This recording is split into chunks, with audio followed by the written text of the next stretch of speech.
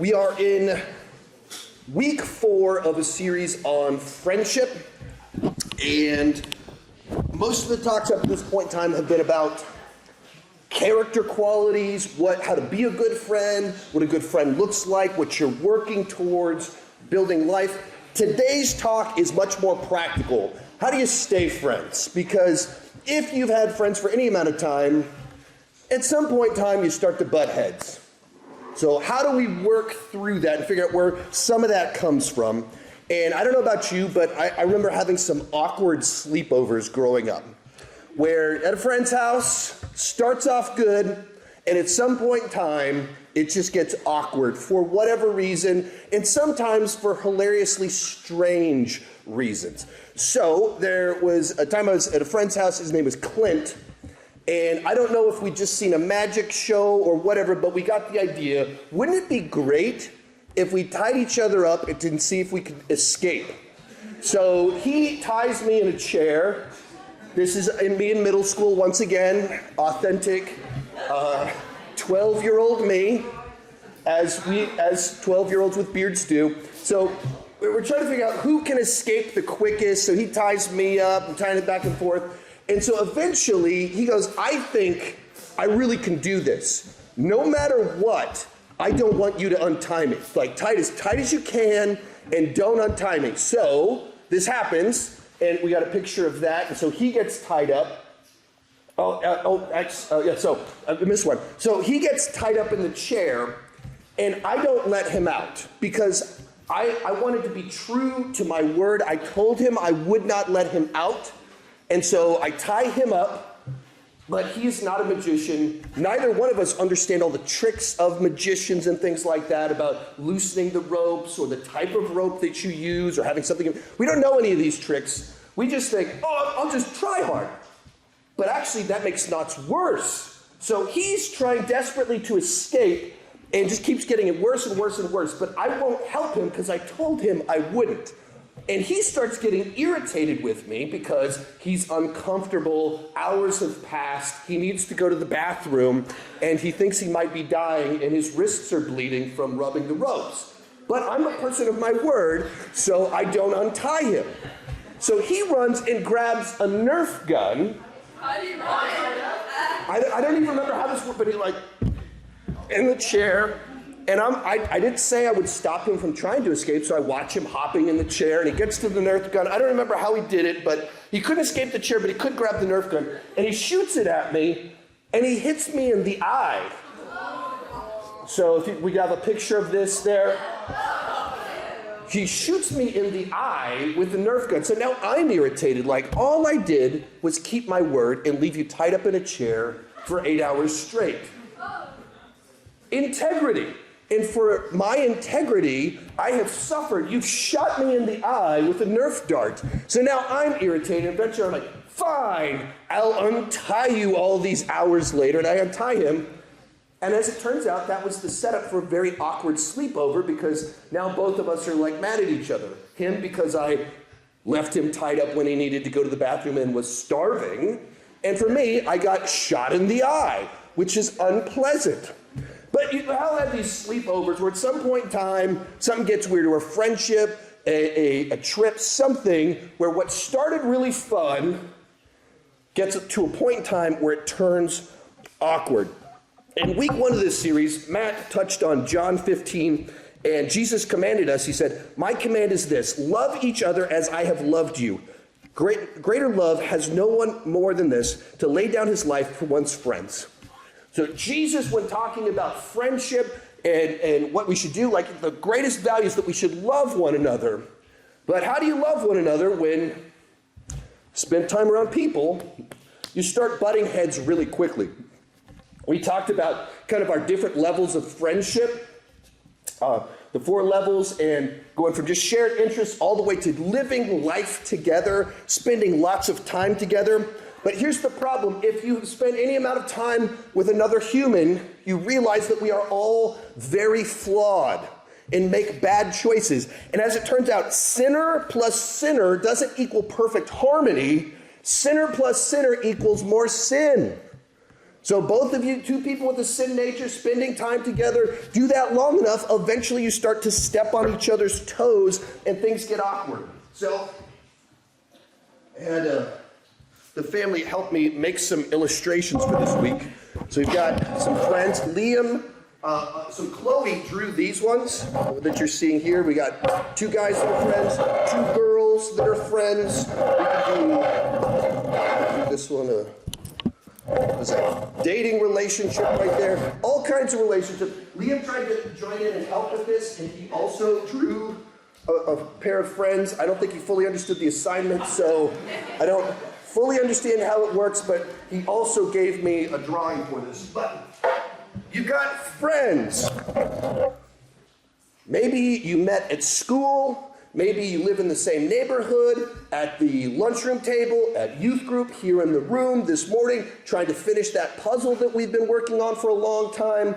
And you discover a person that likes the same anime as you, they play Minecraft like you, they like Fortnite, they play volleyball, whatever it is, you discover someone that you are friends with. And you start hanging out and you're getting along really well. Things are great, you have shared interests, but you spend life around someone else long enough, you do enough things, eventually you start clashing. You bump into each other and you've got an argument. Even with best friends, at some point in time, you start to have little moments where you clash and something happens and it gets awkward. So, what is it that causes these little moments where stuff starts coming up and you're saying stuff you never thought you'd say, or you're mad and you're just trying to hurt them a little bit, and all of a sudden things get said, and stuff comes out and it gets messy. This is someone you really like, but still, sinner plus sinner equals more sin. So how do we stay friends? How do we work through these moments where it feels like there's conflict, there's clash, we're not getting along the way that we're supposed to? What do we do? We're going to be in 1 Corinthians 13. This is Paul writing to the church in Corinth. And as we start reading this, many of you will probably recognize this passage because this is the love chapter. Most weddings read this passage. Sometimes people work it into their vows. This is a very famous passage. As we said, Jesus said great friendships are built on love. So with the people we love, how do we interact with them on a practical level? Because we got to love people, but we're also going to clash with them because they're a sinner, you're a sinner. Clashes are going to happen. What does that look like? And most of this is really self-explanatory. And then you get to verse 7 and it gets a little strange. But in verse 4, love is patient. Simple enough. You want people to be patient with you, you should be patient with others. Love is kind. So, when a friendship to last, be kind to one another. You like a friend that's kind to you, and they like you if you're kind to them. Simple enough. It does not envy. That's what we talked about last week, about Jonathan and David. Jonathan was a great friend because he put the friendship before his own desires and he wasn't envious. Does not boast. It is not proud. Like, nobody loves the friend that is just completely obnoxious and constantly bragging about everything. Nobody likes that person. So, don't be that friend. It is not self-seeking. It puts others first. It's not easily angered. That's the worst, to have the friend that you have to walk around eggshells around them because they're always getting mad. So don't be that person. Don't want to be around that person. Keeps no record of wrongs. This is another one where the person that they remember every mistake you've ever made, and anytime there's a conflict, a disagreement, they always bring back every single thing you've ever done that was wrong. I can tend to be that person myself. What about this? Well, you did this. But love says, no. We're not keeping a list of every mistake someone has made to use it against them. It's pretty straightforward. Nobody wants that to be done to themselves, so don't do it to others. And then it says, verse 6, love does not delight in evil, but rejoices in truth. That's pretty good. Like if you go to a friend's house and they're like, oh man, did you hear the great news? There was a school bus full of children, huge crash, everyone's at the hospital. Oh man, feel good story of the year. Like if they're delighting in the school bus of children, maybe that's a psycho that you shouldn't be spending time with. But like the idea of someone that gets like someone that's excited for good things, not bad things, fairly straightforward. But then what he's about to say is he's going to say one Greek word 4 times and connect it to 4 other Greek words. So he starts hammering home on this point, and what he says isn't quite as straightforward. It says this: it always, or love always protects, always trusts, always hopes, and always perseveres. Always? That's a big word. Here's how it says it in the King James. Puts it, kind of flips the language a little bit, but this is the way it's interpreted there. Bears all things, believes all things, hopes all things, endures all things. And you kind of look at either interpretation and you're like, always trusts? Whew, that's kind of a big deal. Believes all things? Isn't that the definition of gullible? Isn't that like going way too much on the blind faith to just kind of go along with something that extreme?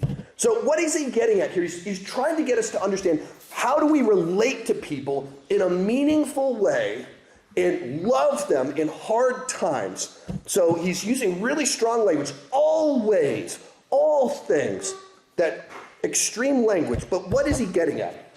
And I think, to put it in practical terms, where do so many of our conflicts, issues come from?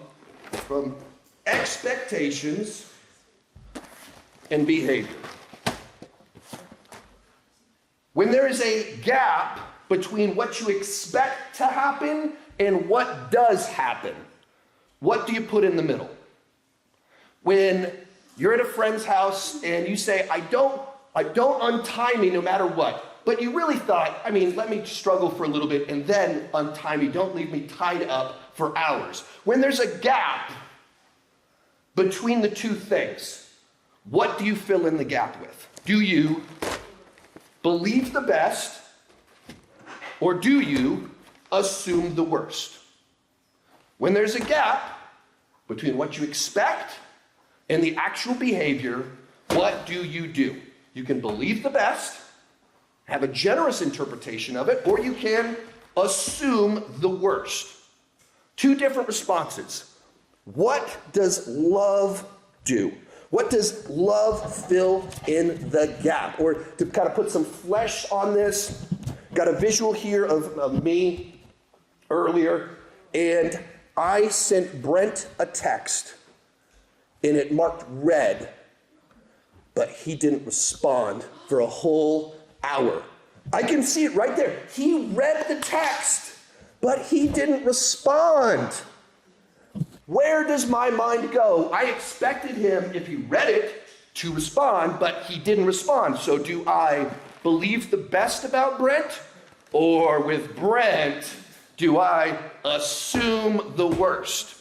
When there's a gap, what do you default to filling in the gap? So you said you'd be there at 4. It's 4:30. You're not here. You promised me you would text me, and you haven't texted me. I thought you were going to sit together at lunch, but I see you sitting with them over there. I expected you to invite me to Kalahari, and I see you posted a picture with other people at Kalahari, and I am not at Kalahari. I thought we were going to play Fortnite tonight, but I see you are playing this other game with other people. There's your expectation, and then there's the reality of what happened. How do you explain the gap? Believe the best, or do you assume the worst? And what is the loving response in either one of those situations? When there's a gap, what do you fill in the gap? So believe the best. Back to our Brent Hagen illustration. I texted him. It was left on read, and he didn't respond. So believe the best. I'm going to assume the best possible interpretation. I bet Brent read the text, and then he saw a cat in a tree, and he went to go save the cat that was stuck in the tree. In fact, there's a video of Brent doing this. Believe the best. You say, yeah. You're all right. This little guy safe and sound. It was amazing to help. Believe the best. Brent saved the cat. Or, you can assume the worst. Brent learned how to use Discord, which would be a miracle, and then he found an army of evil cats and formed a rally group to assign them to attack me, which we have footage of that too. You're fired up. Put your hand. Don't Chandler comes to cover, then I'm going to run. Swore he'd have her back from the comment that left the ridge. You all heard her. And then, when the storm hit, he fell.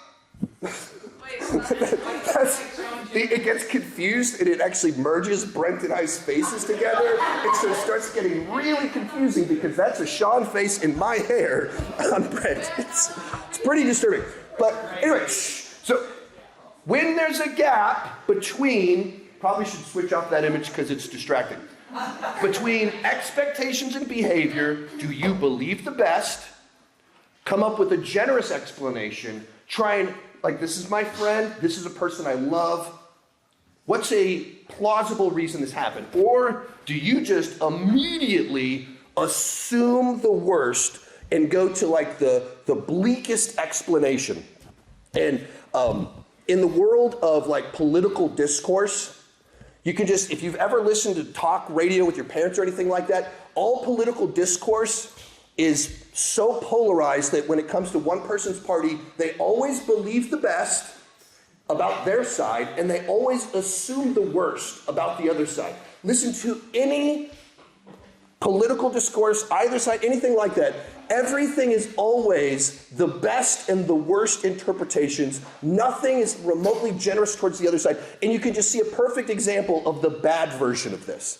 And that's why all political discourse gets crazy, because people won't just have reasonable conversations. But the other thing that people start to do, it's called catastrophizing. A cognitive distortion where individuals habitually assume the worst possible outcome, often magnifying minor issues into disasters. Maybe you have a friend that this is that anything that happens, they immediately think of the worst possible outcome. That's always where their brain goes so quickly. So you don't get the text, person didn't show up, you see the picture on the internet of everyone else is hanging out except you, and you start spiraling into the worst explanation. And having done youth ministry for now over 20 years, there have been any number of times that I've seen students online spiral, and someone didn't show up to something, and instead of like calling them, they started making a series of social media posts about what was happening, and you're watching someone assume the worst, catastrophize, and document it on their profile. This was many years ago, the one I'm specifically thinking of, so it was Facebook. You've seen people do it all on Instagram stories or wherever they're at, and you're like, oh dear, you gotta get off the internet. Like you're just spiraling. And there's not much you can do when you see a friend kind of in that situation, but there's this way in which we can see the disconnect of behavior and we just jump to the worst possible solution. So your friend didn't respond to a text for an hour? Well, they must be mad at me. And you start filling out conversations with a person and you're making up the whole conversation to explain why they didn't respond when their phone could be dead, it could be on silent mode, they're in class. But you created a whole narrative in your head to explain it. Friend told you that they can't play Fortnite, and then you get home and they're playing, but with someone else. And just immediately go, they lied to me, they don't want to be friends with me, they want to be friends with the other person, now they're with that jerk over there. And you've invented a narrative, and it's assuming the worst about a friend. You didn't get invited, and your friends are replacing you. Or our group always plays on Friday nights, but now they're in a private group and I'm not in the game. They've kicked me out of the group. They don't want to hang out with me evermore. And we just create a narrative. We just spiral. We see one piece of information and we fill in the gap with the most crazy, chaotic explanation that assumes the worst of a friend that you love. That's bad. All right, so let's go back to verse 7 and reread what Paul says through this lens of we have friends, we love them, we care about them, we are going to bump. It's going to happen. We don't want to do the catastrophizing when we make big messes. So how do we respond? I didn't realize this would be so. I didn't realize that would be so dramatic. One more? Yes. What is the loving response? Catastrophizing, thinking your friend is a mustache-twirling villain out to get you? Probably not the loving response to just think of them as a supervillain. So what does it loving look like when there's a gap between expectation and behavior? So rereading the passage through that mindset, love always protects the friendship, the relationship. I care more about you than I care about winning. I'd rather lose the argument than win the friendship, rather than win the argument and lose the friendship. I'm going to protect our friendship. It always trusts. This one gets tough because there's people that aren't trustworthy. That's where ones like this, where it says always trust, like, okay, how exactly do I always trust someone when they have a history of being untrustworthy? That's tricky. And that's part of life is learning, like, I have to love a person that's not the easiest to love because of the choices that they make. Always hopes. This is the idea that I'm always rooting for the friendship. I'm always hoping for the best, which when you're just kind of immediately going to these terrible catastrophizing end results, you're not hoping for the best. You're not believing in the best. Your mind is locked in on the negative interpretation. It always perseveres.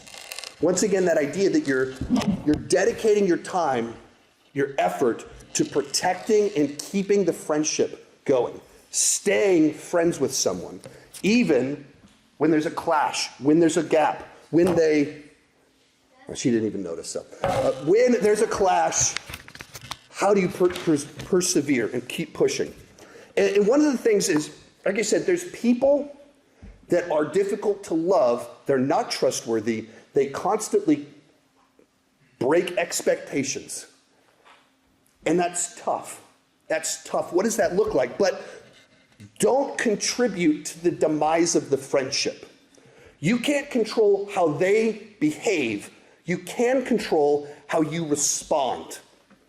When there's a gap, you can choose what you put in the gap, your immediate response.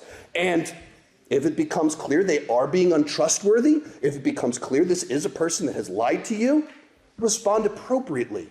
But don't start assuming the worst. Don't default to, my friend is evil. If you actually think your friend is evil, maybe we should reevaluate why you're friends with them. But instead, default to believe the best. And application on this one, find the most generous explanation for each other's behavior and believe it. Like, if evidence comes along, if you have reason to think, yeah, this is a person slighting me, of course, respond appropriately. But don't immediately, with people you care about, with people you love, assume the worst. Don't go down that path. Default to, this is someone I care about, therefore, what's a good explanation for why there's a gap here? So going back to our examples, that friend, that Brent that didn't respond to the text after it was marked red, well, their phone probably died. Maybe they opened it right before they walked into class. Like, what are those explanations that just explain it away that don't involve the other person having a character flaw? A friend told you that they played Fortnite after school, now they're playing with someone else. Well, maybe they finished their schoolwork quicker than they thought, and they realized that they're able to play, and they just hopped on, and someone else was there. If you have a group that always plays and you get excluded, maybe there's something that just kind of popped up, the rules changed, and so some people were free, and they just forgot to text you No, it was just a mistake that happened. It's not that they excluded you. They just oopsied, and they're realizing it themselves. Or if someone is hanging out with other people, the friend group is expanding. Like, what are the generous explanations?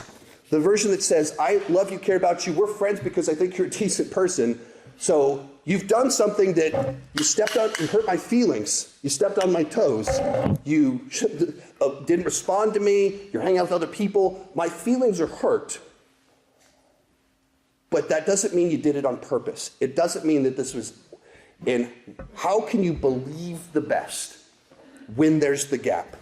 And default to generous explanations. And part of it is even the more that you're honest with each other, you build trust. Like, this is kind of a strange example, but like when I was growing up, my mom had one of these eyelash curler deals. I still don't know really what it is or what it was supposed to do. I just saw this thing in my mother's bathroom that was like pinchy thing that looked like you could torture someone with it. And I actually have a picture of it, and I started using it, and I broke it because I didn't know how it worked, and just went and broke it. And so, and I thought I could hide it, I could just put it down, and my mom won't know that I broke it. Maybe I'll throw it on the floor, pretend like the dog chewed it up. I was like, what? Or I could just go and tell my mom. So went to my mom and went, Mom, I don't know what this thing is, but I was using it I wanted a beautiful eyelash, Mother, just like you, and I broke it. And by telling her, by going to her, when I broke something of hers, because I went to her, she trusted me more. Even though I broke her thing, she trusted me more because I proactively admitted that I broke something. And when she responded, she was like, oh, thanks for telling me. You gave me, it's a perfect picture of my mother right there. But in particular, like, which hand is kind of like, it's interesting, our hands kind of, what gets confusing there on the picture, but, so trust can be built. Now imagine if instead of her giving me a hug, I went, Mom, I saw it, I was curious, I playing around with it, and she got angry with me. And so we actually have a couple pictures of this. This is, once again, very true to my childhood. This is my mother's, we had another picture right after this. This is, yeah, that's, childhood was rough at times. I was married in the 5th grade. I've had a strange life. But here's the point. If I go to her and I admit that I did something wrong, gap between she expects me to not break her things, I broke her things, and I go and tell her, and she gets angry with me and mad, now my thought is, oh, I probably shouldn't tell her because she's going to reject me. Now I'm afraid of her. I'm afraid of the reaction. So her reaction of, it's okay, thanks for telling me, built trust. Her responding with love built trust on my end, that I feel like I can go to her and admit that I did, like something was wrong. And so when there's these clashes, when there's mistakes, how you respond, how generous you are in how you communicate to other people, how directly you confront other people, how quickly you own up to your own failures, it builds trust or it breaks trust. And this final kind of principle on here, all people are drawn towards acceptance. When you believe the best, that communicates acceptance. And when you assume the worst, that communicates rejection. And friendships that accept one another are the ones that stay together. And it's hard because sinner plus sinner equals sin. It's hard because we all have weird personality quirks and ways in which we rub against each other and things don't go the way they're supposed to. All of us have that. But when we love each other, we believe the best. We don't assume the worst. We look for generous explanations. When we make mistakes, we act in a trustworthy manner. When we own them, we confess them. When someone comes humbly to us and confesses a mistake, your response and how you take that information communicates acceptance or rejection. So we kind of close out, and this one is super practical. This is the first time I taught this, it was during a marriage series. but it applies to relationship with parents, it applies to relationship with coworkers, friends, anyone you're connect with that you truly care about and love. How do you respond to them? Do you assume the worst or believe the best? Just go through the conflicts that you've had. How did you respond? You think of the situations where it was like this minor thing that just blew up into this huge drama or whatever. Well, did that happen because what actually happened was huge, or did it happen because people started to assume the worst and then in their minds escalate it and just crank it up to 11 and turn something minor into something huge? We've all been in a situation like, this is about nothing, but we're so angry. Why?